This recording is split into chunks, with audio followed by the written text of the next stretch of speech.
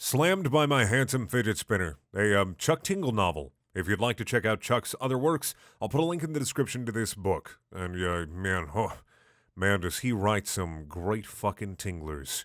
Despite being officially designated with the role of interplanetary translator and first contact coordinator, it's something that I never truly believed I'd be called upon for. Not in this lifetime, at least. Sure, I'm absolutely certain that there's intelligent life out there in the universe. How could there not be? When you actually consider the sheer size of everything, and the fact that it's all expanding every second, the chance of something else existing out in the cosmos is just too large to ignore. Of course, I'm also well versed enough in physics to realize that just because something is out there doesn't mean it's capable of making contact.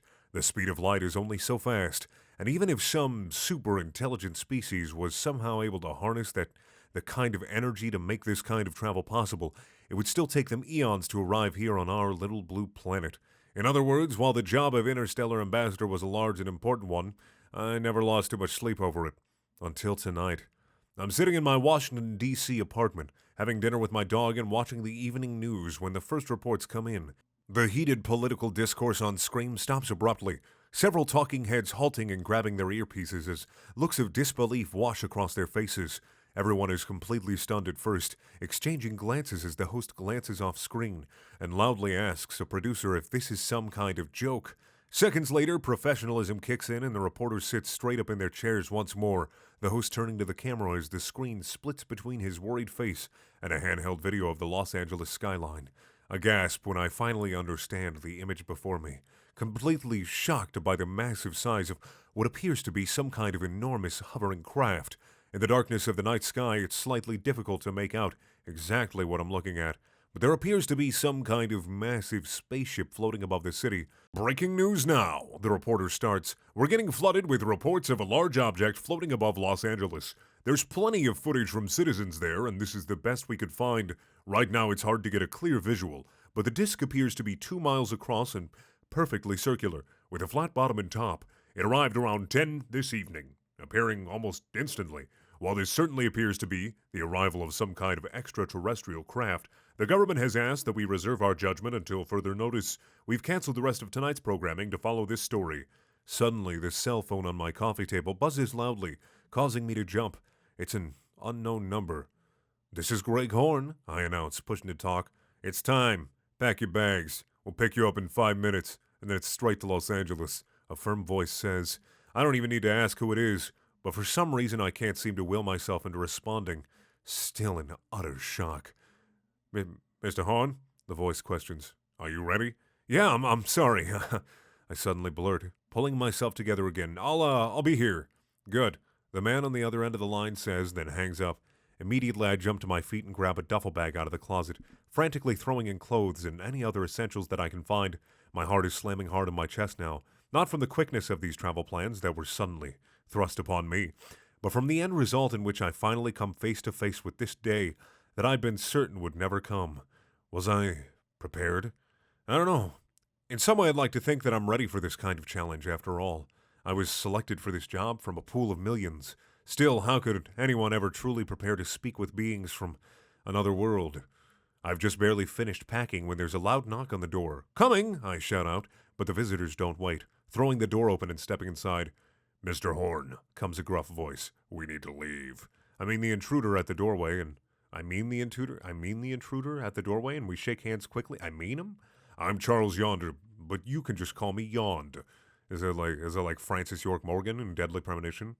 Everyone calls him York? Says the man, a muscular older gentleman in a black suit. "Let's get to the helicopter." I follow Yond out into the yard, ducking down as we approach the loudly whirring vehicle that has landed nearby. The wind is fierce as it whips back across my face, causing me to shield my eyes until we finally reach the helicopter's open doors and climb inside. I've barely taken a seat before we're suddenly lifting upwards, taking off into the starlit sky above. "We're heading to the nearest airport, and then catching a plane to Los Angeles," explains the man gruffly, then hands me a folder. "You'll need to go over all of this before heading inside the spaceship." "Heading inside?" I question. They've opened the doors? "In LA? Not yet," explains Yond. "But they will. This is not the first ship that's arrived, and it's not going to be the last." I open up the folder in my lap and find a photo of another large disk hovering above a cornfield out in what appears to be an empty stretch of Middle America, as well as another ship floating somewhere above the ocean, while icebergs drift in by the water below. "We've known about these ones for a few days now," explains Yond. "We were keeping them under wraps until we knew more. There's no hiding the new one. We've also gotten reports in the last few minutes that they've shown up in Europe and Asia. I'm sure more are arriving all over the world." I continue to flip through my intelligence brief, scanning the pages as I struggle to control my breathing. "Don't worry. The ships are much easier to get inside once they slow down and stop," offers the muscular man before me. "What?" I question, not quite understanding. "It's all in your briefing," he explains. "But to put it bluntly, these things aren't discs. They only look like discs because they're spinning so fast. Once every 20 hours or so, the disc will start to slow down and then stop. At that point, an entrance to the bottom's opened up, and we have 40 minutes to head inside and communicate with the creatures. After that, it starts spinning again." "Creatures?" I question, swallowing hard. "So it's exactly what we think it is." The man nods. "It's surreal being in this part of the city with absolutely nobody around. 2 blocks back is where the police barricade started, and since then I haven't seen another soul besides the 2 armed guards. 2 armed? The 2 armed guards? They have two arms. All right, cool. It's 2-armed. They got 2 arms. Just wanted to be very clear there. Are their arms sentient? Do they fuck their own arms? Because that'd be pretty fucking sweet. That are escorting me to the platform located directly beneath the ship.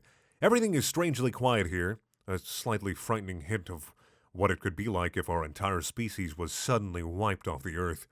I try not to think about this, reminding myself that if these alien visitors were hostile, they would have already done away with us. So far, their intentions remain a complete mystery. We finally reach the platform and the 2 guards stand on either side of it, making sure that everything's completely safe and ready for my ascent to the ship. "Ready?" one of them asks me.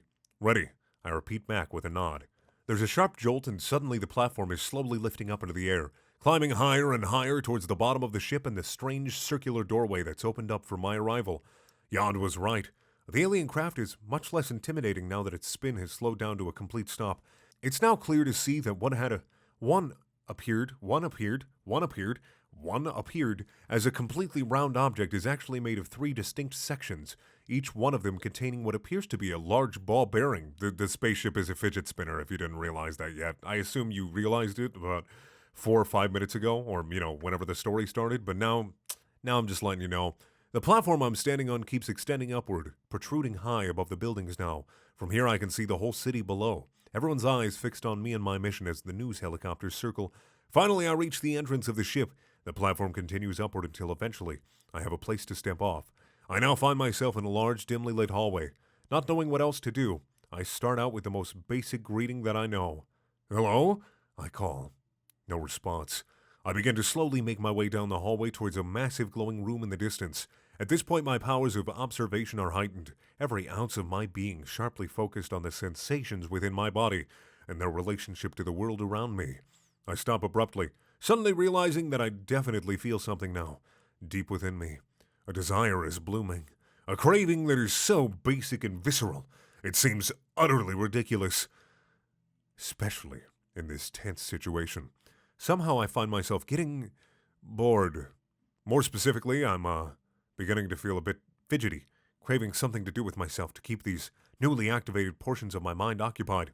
As I continue to walk deeper into the craft, I find myself drumming my fingers on my leg, a slight meandering tune escaping from my lips. I feel like my clothes are too tight. They're on too tight, and soon enough the feeling becomes so powerful that I strip out of my shirt and toss it to the side.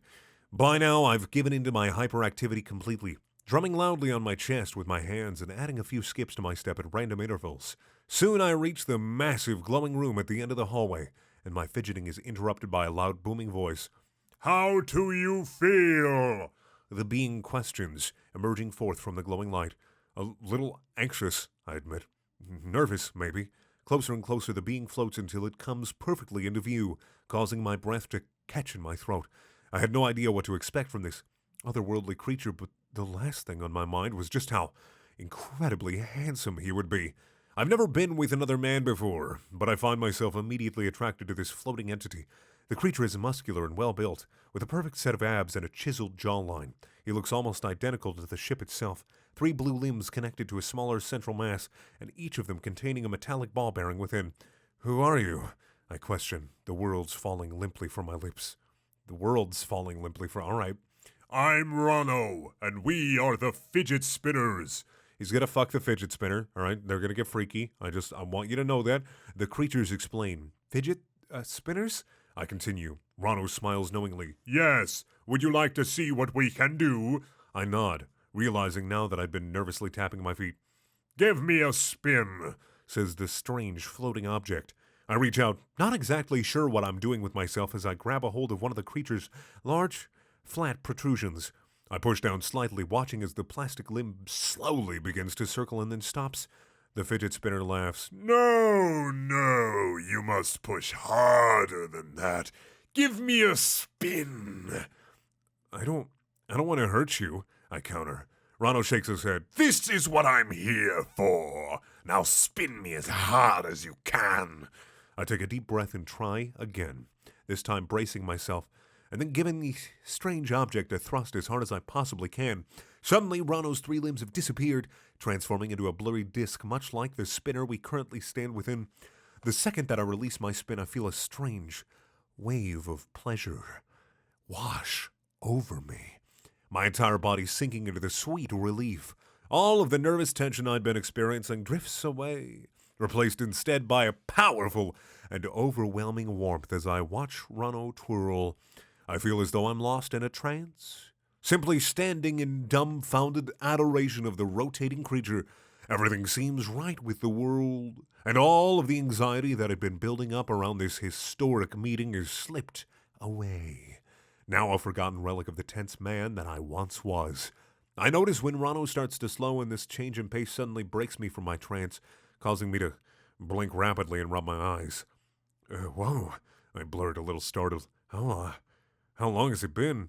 10 minutes, the fidget spinner informs me. You were really enjoying yourself. Yeah, I guess I was, I reply. How do you feel now? Ronno asks. I think about this for a moment, checking in as I take a long, slow breath. I feel great, Ronno smiles. As you saw walking in here, our planet and technology can be quite unsettling. I'm sure you noticed this tension when boarding the ship. After living with these high levels of distraction and anxiety for hundreds of thousands of years, we have evolved into an incredibly relaxing species. We were built to relieve your anxiety. That's incredible, I gush. That's exactly what we need here on Earth. Then we've come to the right place, the fidget spinner replies warmly. What's in it for you, though? I ask out of genuine concern for my new alien friend. You'll relieve anxiety on this planet, but what will you get in return? You'll spin us, Ronno informs me. Feels great. I laugh.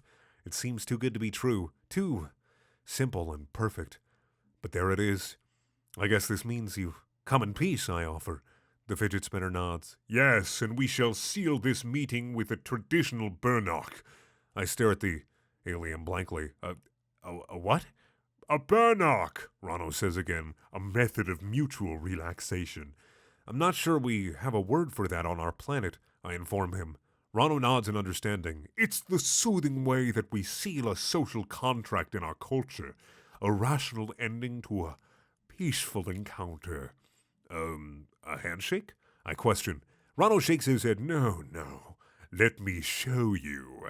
Without warning, the fidget spinner pushes himself up against me, causing an audible gasp to escape my lips. His warm plastic... It's just fucking...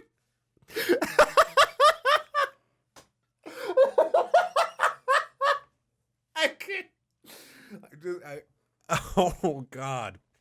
His warm plastic body feels incredible against mine, and although I'm still trying to hold back from any speculation of what this alien tradition might entail, it's difficult to ignore the homoerotic overtones.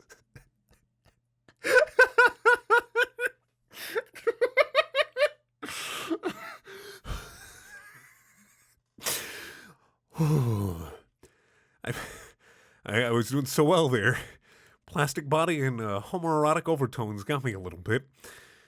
I place my hands on Ronno's hips and then begin to slowly move them up the front of his incredibly toned body, tracing the toned curves of his rippling abs.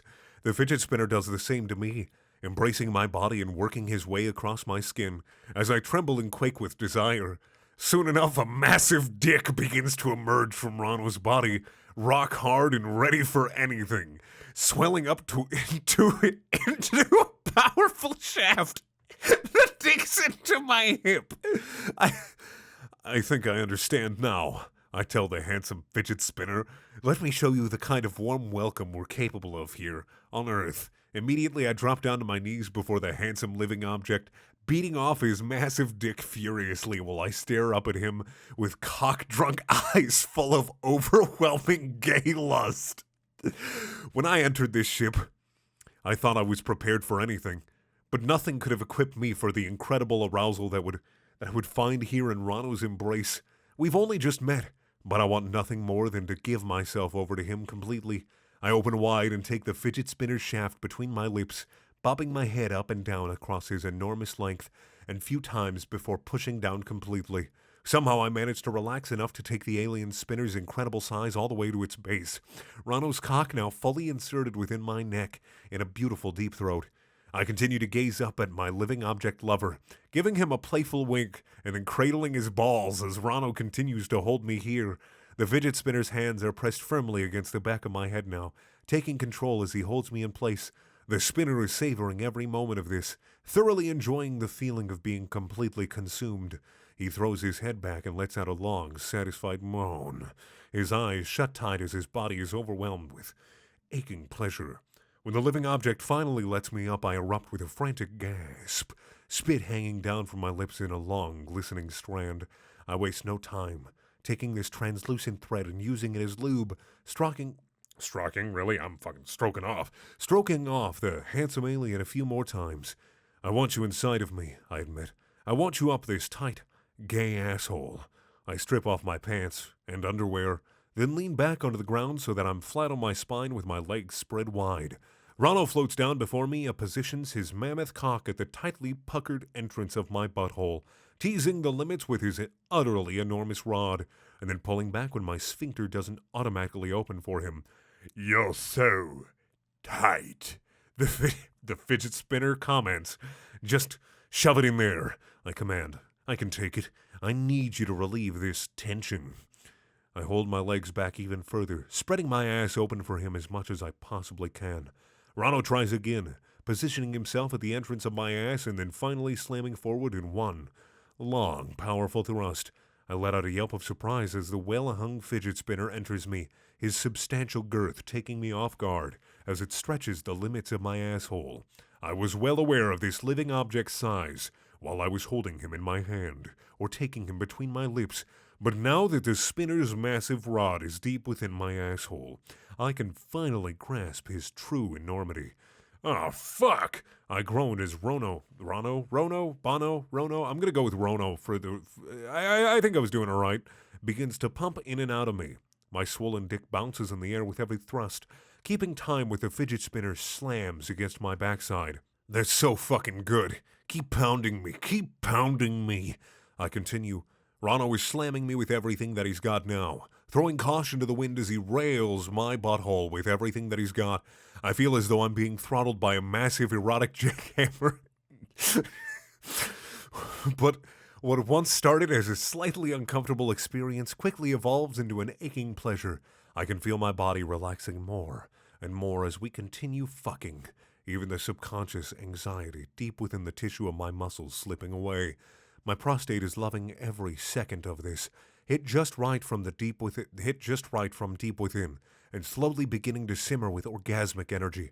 I realize now that I could come at almost any moment, but before I got the chance, the fidget spinner suddenly pulls out of me and grabs me by the hips. Suddenly, Rano is flipping me over with his muscular arms, turning me around so that I'm now sitting on my hands and knees in the doggy-style position. I reach back and give my ass a playful slap, then spread one cheek open for my new alien lover so that he can get a good look at my reamed butthole. Do it! Rano wastes no time, placing his shaft at the entrance of my ass once again, then slamming forward.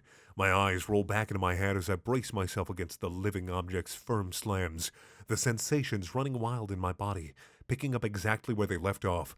I'm completely at Ronno's service, thankful to allow him use of my asshole in any way that the handsome fidget spinner sees fit. We only get a few pounds in, however, before my plastic alien lover changes course completely. The living object begins to slow down, de-escalating his rhythm until eventually he's holding deep within, stopped completely. The hulking fidget spinner leans down and whispers something into my ear that makes me tremble with desire. "Spin me," Ronald demands. I reach back over my shoulder with one hand, grabbing on tight to the nearest appendage. I take a deep breath, ready for anything, then throw the fidget spinner into a furious twirl. Immediately, the sensation within my asshole changes, shifting into an even more pleasant fullness than before. There's a vibration spilling out throughout my body, a subtle yet undeniable response to the handsome lover who spins in a blinding circle above me. Moments later, I can feel the ground below me disappearing as Ronno takes off, lifting me up with him. We begin to float through the air like a homoerotic helicopter, getting fucked in the butthole by my sweet homoerotic helicopter, a book from Chuck Tingle, coming 2018, April 2018. It's not actually coming, but you know what? He's probably already written about a sexual homoerotic helicopter. That's really good alliteration, though. I like that. Homoerotic helicopter. I don't know if that's really alliteration, honestly. Just both of them start with an H. I like the sound of it. I'll get back to the story now. You kind of want me to shut up at this point, don't you? "This is incredible," I gush. You ain't seen nothing yet," The fidget spinner boasts. "Let's show the world what kind of peace our people can find with one another." We begin floating down the hallway as a homoerotic helicopter, a single unit of interplanetary lust. Within my body, the pleasure still continues to bloom, bubbling out throughout my arms and legs as I tremble and shake. Eventually, we reach the entrance of the ship, dropping down and floating out into the fresh air. The view from here is absolutely breathtaking, my vision of this spectacular city stretching out all the way to the distant beaches. Immediately, the crowds below start to roar with excitement, thrilled to see that someone or something has finally left the ship. I look up and wave to the news helicopters as Rono begins to float us around in a large circle, showing off as he continues to rapidly spin within my butthole. The feelings of happiness and gratitude that the crowd's adoration from below gives me is almost indestructible, and as it mixes with the powerful vibrations within my butthole, I suddenly realize that the time for my climax has finally arrived. "Oh my god, I'm gonna come. I'm gonna fucking come," I loudly announce. My body's starting to spasm wildly in the air. I can feel my muscles clenching down and then releasing in rapid succession. Struggling to understand the signals that my trembling prostate is sending out across my body, in a fit of blinding arousal, I reach down and begin to beat off my cock, pushing myself over the edge completely and exploding in a visceral eruption of pleasure. Suddenly, hot white jizz is ejecting from the head of my cock in a series of pearly ropes, cascading downward onto the city streets below. I throw my head back and let out a wild shriek, my body completely overwhelmed with pleasure. The next thing I know, Ronno is coming as well, his massive dong spilling forth within my ass. My rectum quickly runs out of room, and soon enough the semen is erupting from the tightly plugged corners of my rump, running down the sides of my ass cheeks in thick milky streaks. Utterly fucked scentless, me and the fidget spinner began to drift lower and lower, finally coming to a stop on the rooftop of a nearby building. The handsome living object lands carefully, and then pulls himself out of me, spilling cum everywhere. "That was incredible," I tell Ronno. "Still think there's any question about our species getting along?" The fidget spinner jokes. This video is a fidget spinner joke. Bazing. I shake my head. Fuck. I shake my head. Nope. And I think the whole world knows it now. I point up at the news helicopters that continue to circle. Ronno and me sit in silence for a moment, catching our breath. "I want you to know, this isn't just some big public service to me," I inform the living spinner. "It's good that we taught the world about peace and understanding, but at the end of the day, what we have is bigger than that."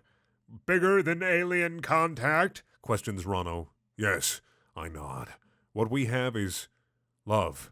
The fidget spinner smiles and then wraps his arms around me, pulling me close as he kisses me passionately on the lips. "I love you too," Ronno announces. "Want to give another spin?" The living object hovers above me for a moment, smiling wide as I reach out and place my hand on one of his 3 plastic appendages. I hesitate only briefly, then give Ronno a powerful spin, letting out a long sigh as any tension that was left within my body evaporates into nothing. Thank you for watching. Please check out my other videos. They're also things. And as always, there's a bunch of shit. You can subscribe to my channel if you want to. I got a Patreon, and here's a playlist to some other Chuck